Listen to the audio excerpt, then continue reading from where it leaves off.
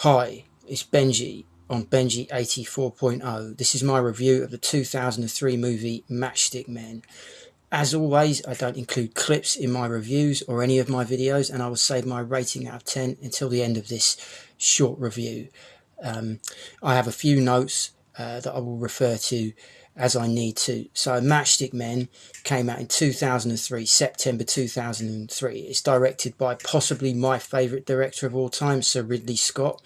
And this is my second review of a Sir Ridley Scott movie on this iteration of my content.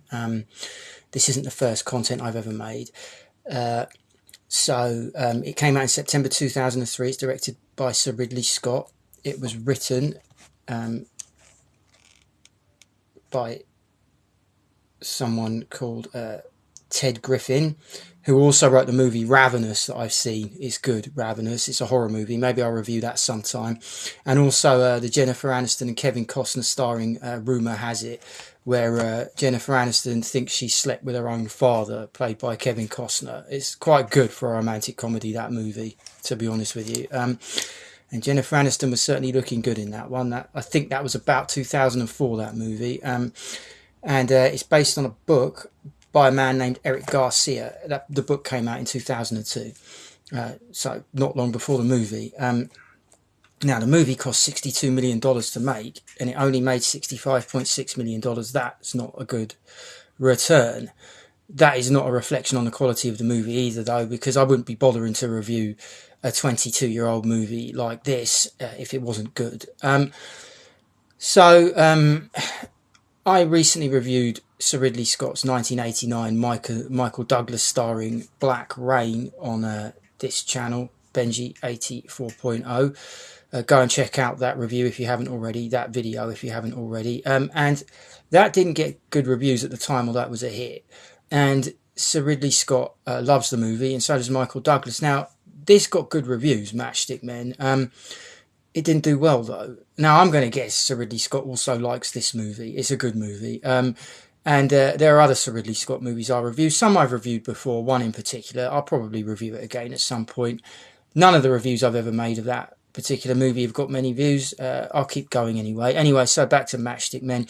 It stars two of my favourite actors, Nicolas Cage and Sam Rockwell. Now, Nicolas Cage was 39 in this, and Sam Rockwell was 35. They're a good combination. And it also stars an actress called Alison Lohman, who would have been 23 or 24 in this. Now, I've not seen her in many things, and there's a reason for that. I have seen her in other things. She was in quite a lot of things until she retired in 2009. She retired when she married her husband and became an acting coach. Now, apparently her husband's a filmmaker and she's appeared in some of his films. Other than that, she's retired, which is interesting. She's not the only actress to do that. Bridget Fonda retired young, and she was a very good actress. And I actually saw a picture of Alison Lohman from 2024. She's now in her mid-40s, and she still looks similar to how she did, and she looks pretty happy as well in her new role as an acting coach and a wife and a mother, so good for her. She's very good in this.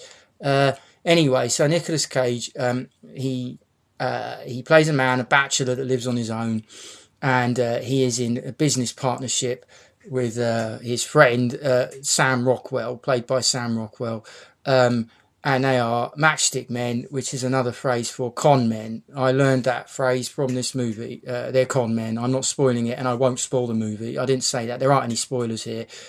They're con men. They're matchstick men. And they work together. Now, Nicolas Cage is a bachelor because I think he's divorced. I've not watched the movie for a while, and he has an estranged daughter. And this is where the spoilers end. His estranged daughter, played by Alison Lohman, shows up, and the movie goes from there. Now, there are other familiar character actors in here. Bruce McGill's in here. There are others as well. The cast is good. It's not got a big cast. It's quite a simple story. I'm actually surprised. Oh, no, I know why it cost $62 million to make. Nicolas Cage was a big star at the time, and he commanded a big fee, I'm going to guess. And probably Ridley Scott as well, Sir Ridley Scott. I don't see how it cost so much to make. There's no need for it to have cost that much.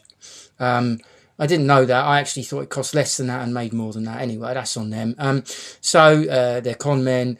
Nicolas Cage's estranged daughter comes into the picture. Also, he has very bad OCD, obsessive compulsive disorder, like really bad.